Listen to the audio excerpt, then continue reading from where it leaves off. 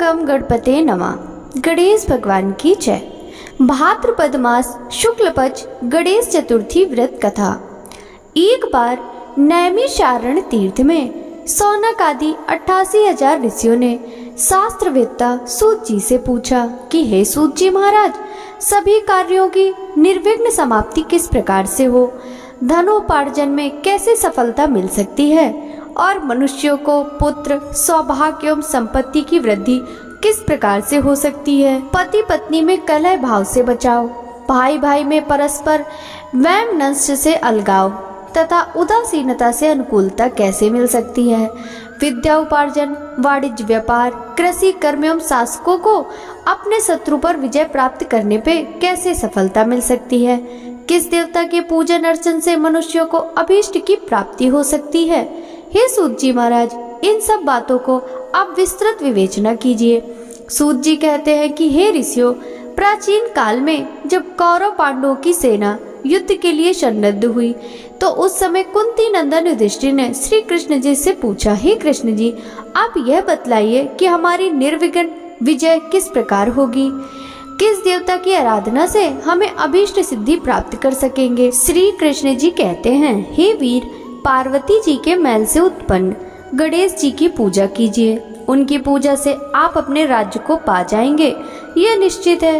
युधिष्ठिर ने प्रश्न किया कि हे देव, गणेश जी की पूजन का क्या विधान है, किस तिथि को पूजा करने से वे सिद्धि देते हैं। श्री कृष्ण जी कहते हैं कि महाराज, भादव महीने के शुक्ल पक्ष की चतुर्थी को इनकी पूजा करनी चाहिए, अथवा श्रावण, अगहन एवं माघ मास की चतुर्थी को भी पूजा की जा सकती है।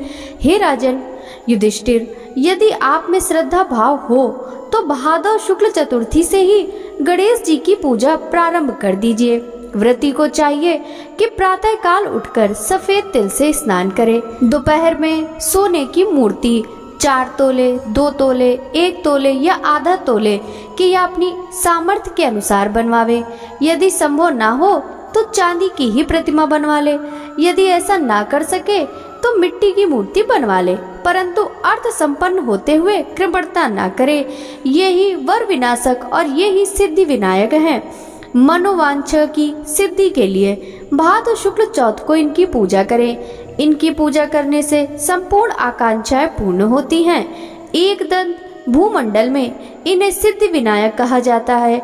ध्यान की विधि, एक दांत वाले, सूप के समान विस्तृत कान वाले, हाथी के समान मुख वाले, 4 भुजाधारी, हाथ में पास एवं अंकुश धारण किए हुए सिद्ध विनायक गणेश जी का हम ध्यान करते हैं। एकाग्र चित्त से पूजन करें। पंचामृत से स्नान कराने के बाद शुद्ध जल से स्नान करावें। तदंतर भक्ति पूर्वक गणेश जी को गंध चढ़ावें। आवाहन करके पाद्य, अर्घ्य आदि देने के बाद 2 लाल वस्त्र चढ़ाने चाहिए। तत्पश्चात पुष्प, दीप एवं नैवेद्य अर्पित करना चाहिए। फिर पान के ऊपर कुछ मात्रा में सोना रखकर अथवा रुपया ठन्नी चढ़ावें। इसके बाद गणेश जी को 21 धूप चढ़ावें। निम्नांकित नामों द्वारा भक्ति पूर्वक गणेश जी की पूजा दूर्वा से करें। हे गणाधिप, हे उमापुत्र, हे पाप के नाशक, हे विनायक, हे ईशनंदन, हे सर्व सिद्धि दाता, हे एकदंत, हे गजमुख, हे मूषक वाहन, हे स्कंद कुमार के ज्येष्ठ भ्राता, हे गजानन महाराज, मैं आपको प्रणाम करता हूँ। रोली, पुष्प एवं अक्षत के साथ 2-2 दूब लेकर प्रत्येक नाम का उच्चारण करते हुए अलग अलग नामों से दूब अर्पित करें। हे देवादिदेव, आप मेरे दूब को स्वीकार करें, मैं आपकी बारंबार विनती कर रहा हूँ। इस प्रकार भुना हुआ गेहूं और गुड़ अर्थात गुड़ धनिया, जो कि गणेश जी को परम प्रिय है, चढ़ावें। इसके बाद शुद्ध घी से निर्मित 21 लड्डू हाथ में लेकर कुरुकुल प्रदीप कहकर गणेश जी के आगे रख दें। उनमें से 10 लड्डू ब्राह्मण को दान कर दें और 10 लड्डू अपने भोजन के निमित्त रख लें। शेष लड्डू को गणेश जी के सामने नैवेद्य के रूप में पड़ा रहने दें। सुवर्ण प्रतिमा भी ब्राह्मण को दान दे दें। सभी कर्म करने के बाद अपने इष्ट देवता का पूजन करें। तदंतर ब्राह्मण को भोजन कराकर स्वयं भोजन ग्रहण करें।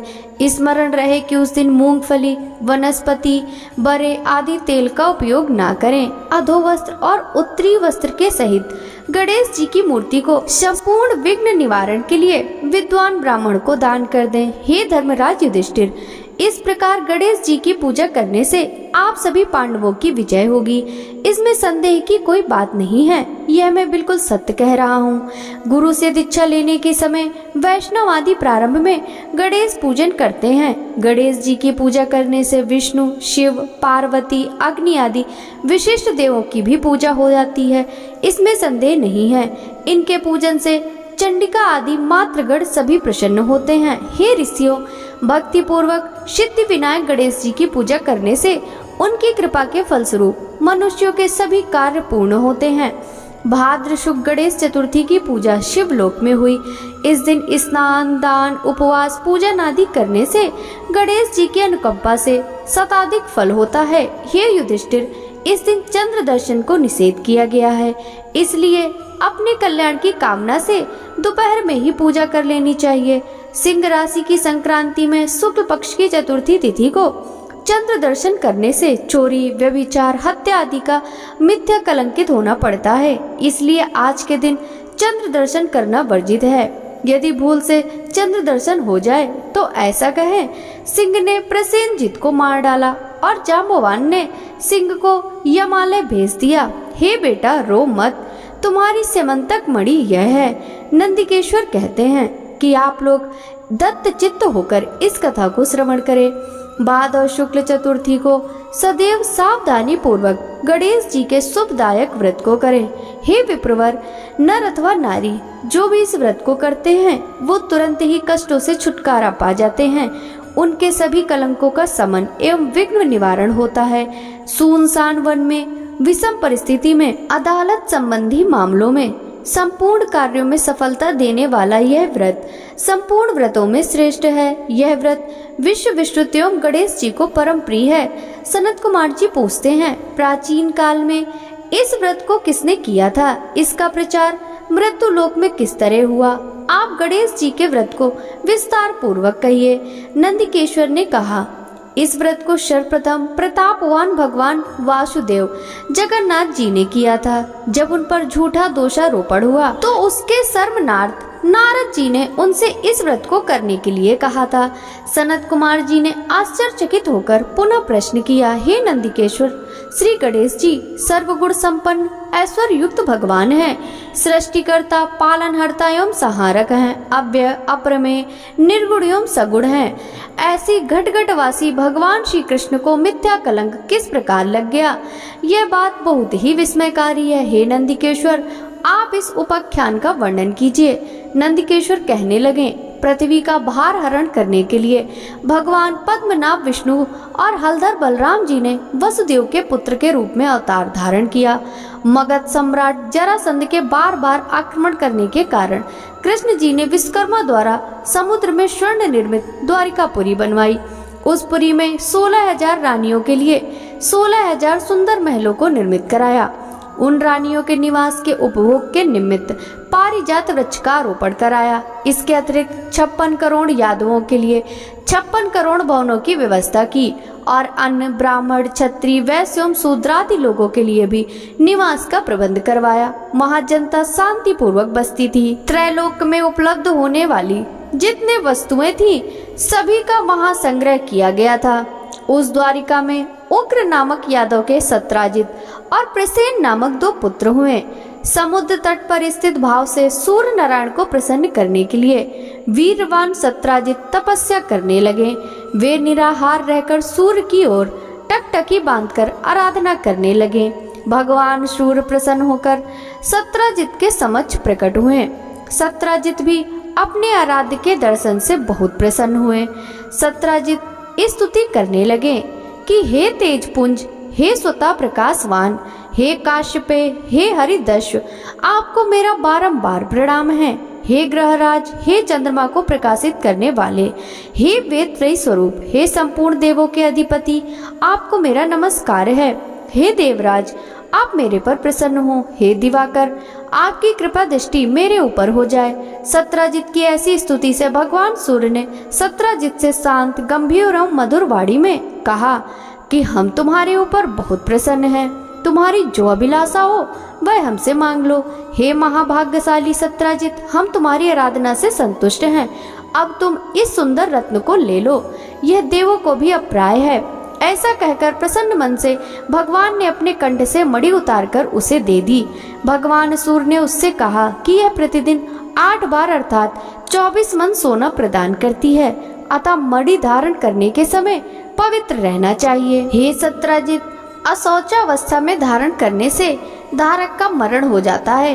इतना कहकर तेजवान भगवान सूर्य वहीं अंतर ध्यान हो गए। उस मणि को धारण करके सत्राजित ऐसे सुशोभित हुए मानो सूर्य नारायण ही है। हे राजन, उनके द्वारिकापुरी में प्रवेश करने पर उस तेज के कारण किसी को मालूम ना हुआ कि कौन आ रहा है।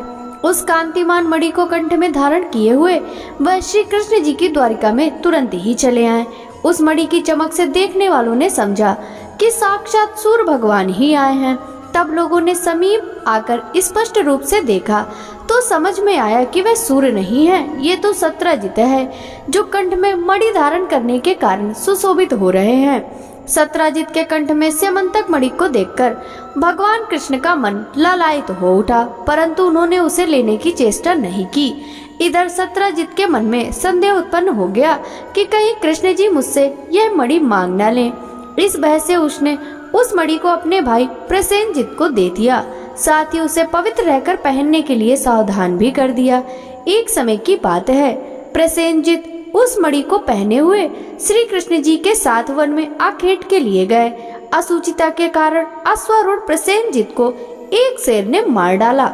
उस सिंह को रत्न लेकर जाते हुए देखकर जाम्बवान ने मार डाला। जाम्बवान ने उस मणि को गुफा में लाकर अपने बेटे को दे दिया। इधर श्री कृष्ण जी अपने सहयोगी शिकारियों के साथ द्वारिका में लौट आए। समस्त द्वारिका वासियों ने अकेले कृष्ण को आया देखकर ऐसा अनुमान लगाया कि मणि के लोभ में कृष्ण ने प्रसेनजित की हत्या कर डाली। ऐसा कौन सा धर्म है जो लोभी के लिए करनी ना हो। लोभी तो अपने गुरुजनों का भी वध कर डालता है। इसी प्रकार की चर्चा सब लोग करने लगे। झूठे दोषारोपण से कृष्ण जी के मन में बहुत ही दुख हुआ और वे किसी से बिना कुछ कहे सुने लोगों को साथ लेकर नगर के बाहर चले गए। वन में जाकर कृष्ण ने देखा कि एक स्थान पर प्रसेनजित सिंह द्वारा मृत होकर पड़े हैं। सवारी के साथ प्रसेनजित के पद चिन्हों के सहारे वहां गए जहां ऋक्ष ने सिंह को मारा था। रक्त बिंदु के आधार पर श्री कृष्ण जी उस गुफा में घुस गए। ऋक्षराज की गुफा बहुत ही भयंकर थी और उसमें गहन अंधेरा था, अतः प्रजाजनों को गुफा द्वार पर छोड़कर भगवान कृष्ण अकेले ही उसमें प्रविष्ट हो गए। अपने तेज से अंधकार निवारण करते हुए भगवान उस गुफा में 400 कोस तक चले गए। वहां पहुंचने पर उन्होंने रमणीक स्थान एवं महल देखा। वहां पर जाम्बवान का पुत्र सुंदर पालने में झूल रहा था और पालने में मणि रत्न लटक रहे थे। बालक के उस खिलौना स्वरूप मणि को लेने के लिए भगवान कृष्ण उसके निकट खड़े हो गए। रूप लावण्य से पूर्ण कमल नैनी किशोरी उस पालने को झुला रही थी। वह मंद मुस्कान भी बिखेर रही थी। ऐसी नवनीति बाला को देखकर श्री कृष्ण जी विस्मित हो गए। वह कमलमुखी बाला धीरे धीरे कह रही थी कि लाडले, तुम क्यों रो रहे हो? देखो, प्रसेनजित को सिंह ने मार डाला और सिंह को हमारे पिताजी ने मारकर यह समंतक मणि तुझे खेलने के लिए ला दी है। कमल नयन भगवान कृष्ण को देखकर वह बाला कामातुर होकर धीरे धीरे प्यार भरी बातें कहने लगी कि मेरे पिता की दृष्टि पड़ने से पहले ही आप यहाँ से चले जाइए। यह सुनकर प्रतापवान कृष्ण जी हंसकर अपना 5 जन शंख बजाने लगे। उस शंखनाद से ऋक्षराज घबराकर उठ बैठा और उनके पास चला आया। फलस्वरूप भगवान कृष्ण और जाम्बवान में परस्पर तुमुल युद्ध होने लगा। इस दृश्य से सभी नारियां चित्कार करने लगी और गुफा के नागरिक आश्चर्य में पड़ गए। उधर गुफा द्वार पर श्री कृष्ण की प्रतीक्षा कर रहे पुरजन उन्हें मृत समझकर 7वें दिन द्वारिका लौट गए। वहां पहुंचकर उन लोगों ने उनका मृतक कर्म कर डाला। इधर गुफा के अंदर भगवान कृष्ण और ऋक्षराज में 21 दिनों तक लगातार मल्ल युद्ध होता रहा। भगवान कृष्ण ने ऋक्षराज के युद्धोन्माद को छीड़ कर दिया। त्रेता युग की बातों का स्मरण कर जाम्बवान ने भगवान को पहचान लिया। जाम्बवान कहने लगे कि मैं सभी देवों, दैत्यों, यक्षों, नागों, गंधर्वों, पिशाचों और मरुदगणों से अपराजय हूँ। वे लोग मेरे पराक्रम के समक्ष नहीं टिक सकते। हे देवादिदेव, आपने मेरे पर विजय पाई है, इससे आपका देवाधिपति होना निश्चित है। मैं समझ गया कि आप में भगवान विष्णु का तेज है। किसी अन्य में इतना बल नहीं हो सकता, जिसके किंचित कृपा कटाक्ष से चारों पदार्थ सुलभ हो जाते हैं। उनके किंचित रोष से घड़ियाल, मगरमच्छ आदि जीव व्याकुल हो गए और अथाह सागर भी विजुप्त हो उठा। उस सागर ने अपनी धृष्टता के लिए क्षमा याचना की और सेना के लिए मार्ग प्रदान किया। आपने सेतु बांधकर अपने यश को उज्जवल किया और सैन्य दल के साथ लंका पर आक्रमण करके राक्षसों का अपने बाणों द्वारा सिरच्छेदन किया। आप त्रेता युग के वही धनुर्धारी राम हैं। हे महाराज, जब जाम्बवान ने पहचान लिया तो उससे देवकी नंदन श्री कृष्ण जी कहने लगे। भगवान कृष्ण ऋक्षराज के मस्तक पर अपना कल्याणकारी हाथ फेरते हुए उससे प्रेम पूर्वक कहने लगे, हे ऋक्षराज, इस मणि के कारण तुझे झूठा कलंक लगा है। उसी कलंक के निवारणार्थ मणि प्राप्त करने के लिए मैं तुम्हारी गुफा में आया हूँ।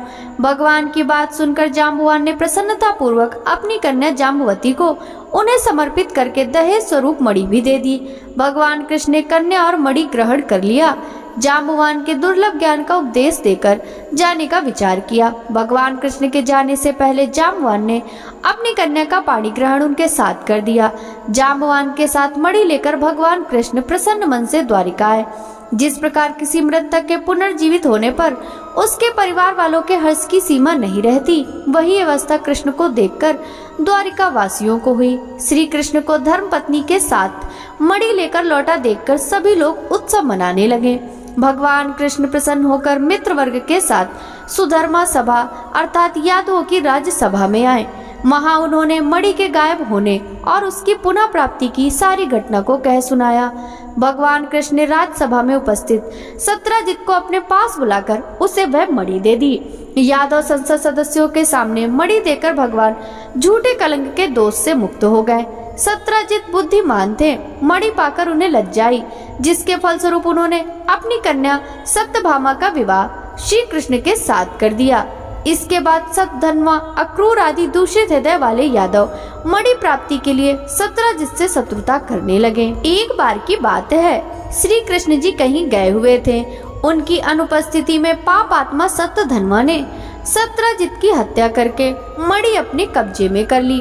श्री कृष्ण के लौटने पर सत्यभामा ने उन्हें सारी बातें बतलाई। एक बार नगर में पुनः चर्चा उठी कि ये कृष्ण भीतर से तो काले अर्थात कलुषित हृदय वाले हैं, ऊपर से सीधे दिखते हैं। तब भगवान कृष्ण ने बलदेव जी से कहा, भैया, सतधन्वा ने सत्रजित का वध कर डाला, अतः वह मणि के साथ पलायन करने वाला है। सतधन्वा ने सत्रजित की हत्या करके हम लोगों की मणि का अपहरण कर लिया है। वह मणि हम लोगों के लिए भोग्य है, इसमें कोई संदेह नहीं है। यह बात जब सतधन्वा को मालूम हुई तो उसने भयभीत होकर मणि को अक्रूर को दे दिया। मणि देने के पश्चात वह एक घोड़ी पर आरूढ़ होकर दक्षिण की ओर भाग गया। इधर रथारूढ़ होकर बलराम और श्री कृष्ण उसका पीछा करने लगे। 100 योजन के बाद उसकी घोड़ी मर गई। तब वह पैदल ही भागा। श्री कृष्ण ने दौड़कर उसे पकड़ लिया और उसका वध कर डाला। मणि के लिए इच्छुक कृष्ण जी ने रथारूढ़ बलदेव जी से कहा कि भैया, इसके पास से तो मणि नहीं मिली। कृष्ण की बात से बलराम जी ने रुष्ट होकर कहा, कृष्ण, तुमने सदैव से कपट का व्यवहार किया है। तुमसे बढ़कर लोलूप और पापी कोई अन्य व्यक्ति नहीं होगा। जब तुम धन के लोभ में पड़कर अपने सगे संबंधियों की हत्या करने में भी नहीं चूकते, तो ऐसा कौन भाई बंधु जो तुम्हारा साथ दे। तदंतर बलराम जी की संतुष्टि के लिए श्री कृष्ण ने शपथ के द्वारा उन्हें प्रसन्न करने का प्रयास किया। ऐसे मिथ्या उपवाद के क्लेश को सहन करना धिक्कार है। ऐसा कहकर बलदेव जी विदर्भ देश की ओर चले गए और कृष्ण जी के रथ में सवार होकर द्वारिकापुरी में वापस लौट आए। कृष्ण के लौटने पर द्वारिकापुरी पुनः चर्चा करने लगे कि कृष्ण ने अपने बड़े भाई बलराम जी को द्वारिका से बाहर निकालकर अच्छा काम नहीं किया। मणि के लोभ में उन्हें ऐसा करना उचित नहीं था। इस लोक उपवास से श्री कृष्ण के मन में बहुत ही खेद हुआ और उनका चेहरा मुरझा गया। इधर अक्रूर भी तीर्थाटन के लिए द्वारका से निकल पड़े। उन्होंने काशीपुरी में आकर यज्ञपति भगवान के लिए विष्णु योग किया। अक्रूर ने उस मणि द्वारा दैनिक स्वर्ण प्राप्ति के द्वारा सभी लोगों को दक्षिणा देकर संतुष्ट किया। नगर में विभिन्न देवों के मंदिरों का निर्माण कराया।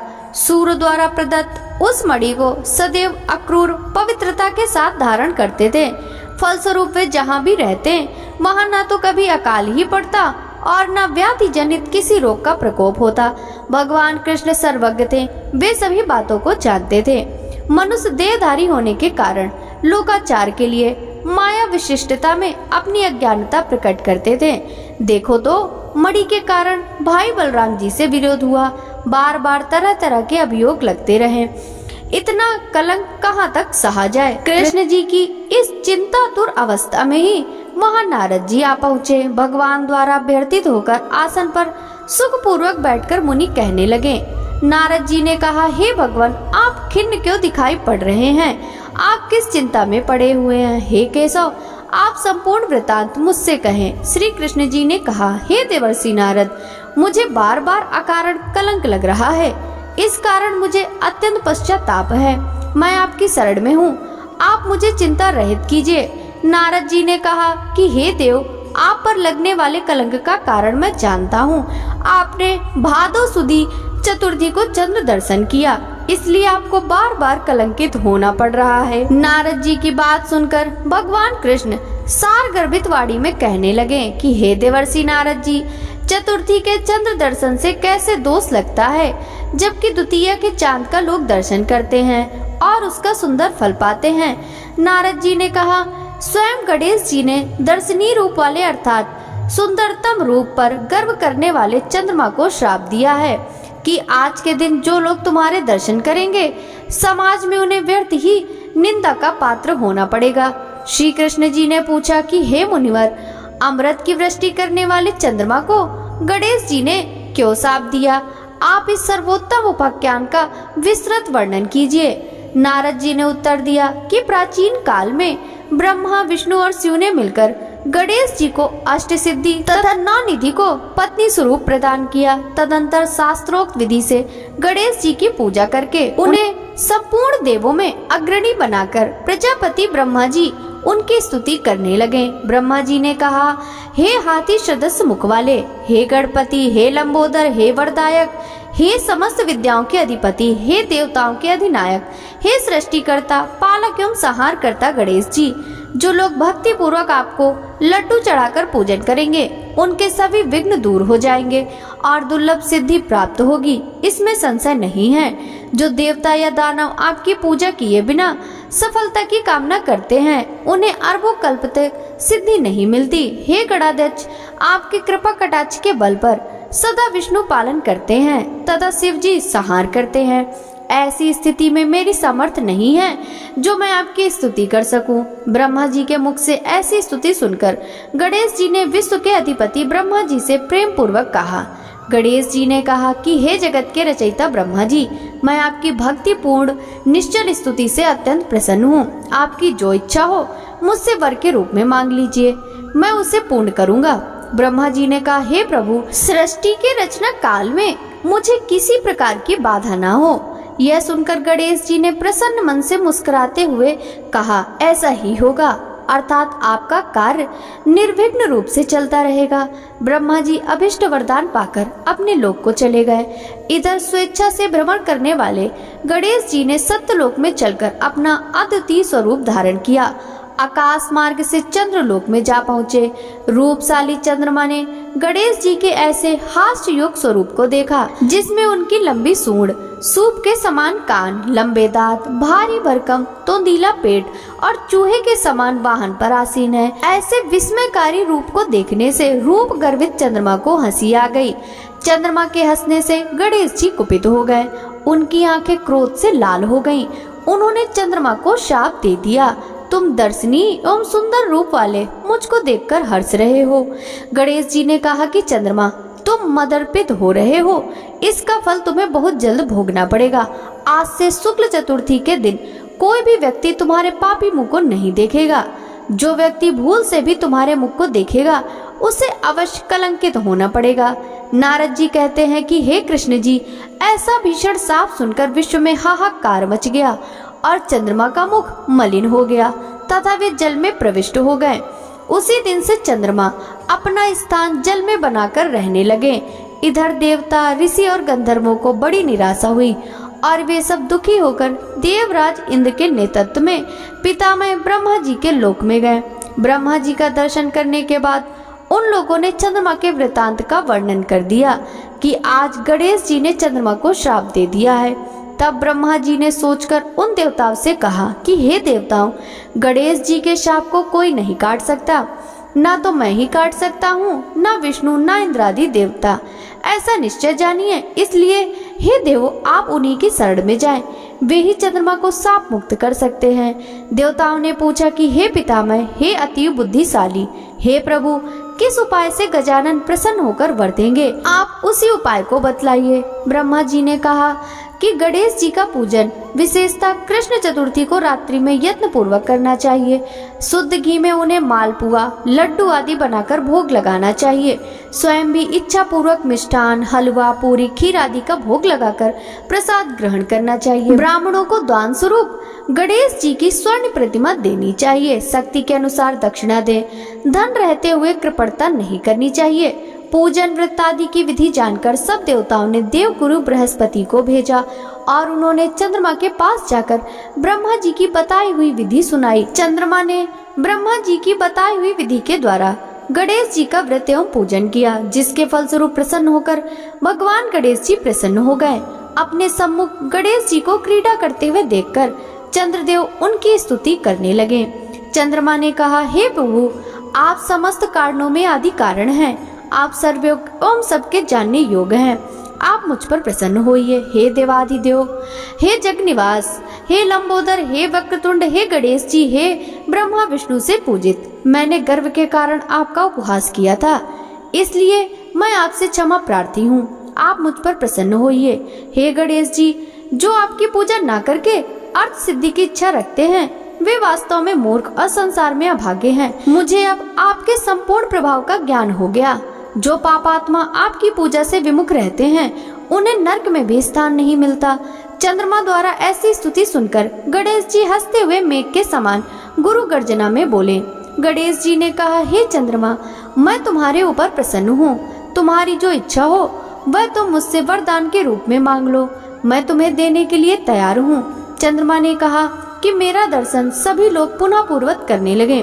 चंद्रमा ने कहा, हे गणेश्वर, आपकी कृपा से मेरे पाप साप दूर हो जाए। यह सुनकर गणेश जी ने कहा कि हे चंद्र, मैं तुम्हें इसके बदले दूसरा वरदान दे सकता हूँ, किंतु यह नहीं दे सकता। विघ्नेश्वर गणेश जी के ऐसे वचन सुनकर ब्रह्मादि देवगण अत्यंत भयभीत होकर भक्त वत्सल गणेश जी की प्रार्थना करने लगे।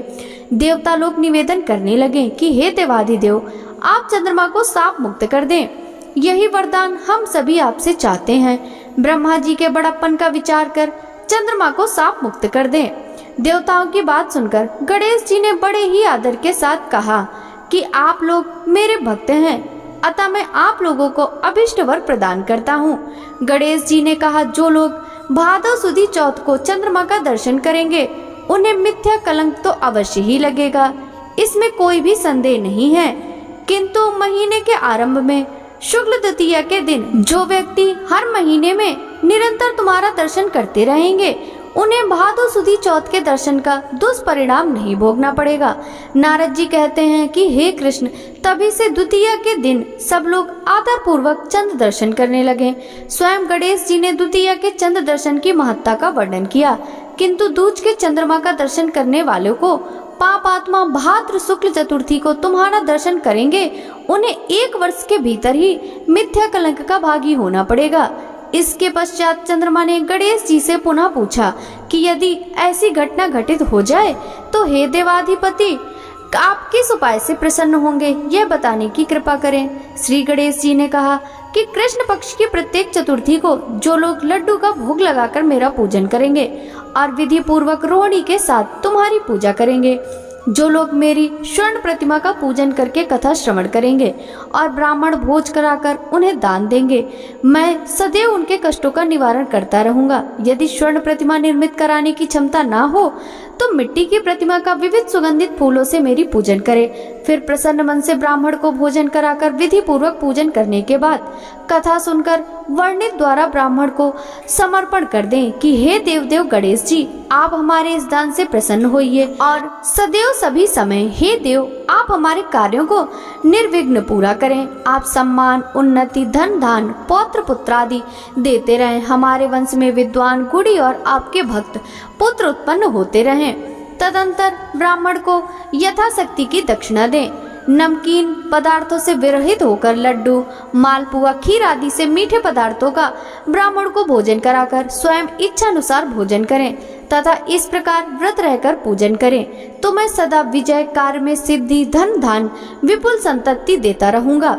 इस प्रकार यह कहकर सिद्धि विनायक गणेश जी अंतर ध्यान हो गए। नारद जी ने कहा, हे कृष्ण जी, आप भी इस व्रत को कीजिए, आपका कलंक छूट जाएगा। तब नारद जी के आदेशानुसार भगवान कृष्ण ने अनुष्ठान किया। इस व्रत के करने से श्री कृष्ण कलंक से मुक्त हो गए।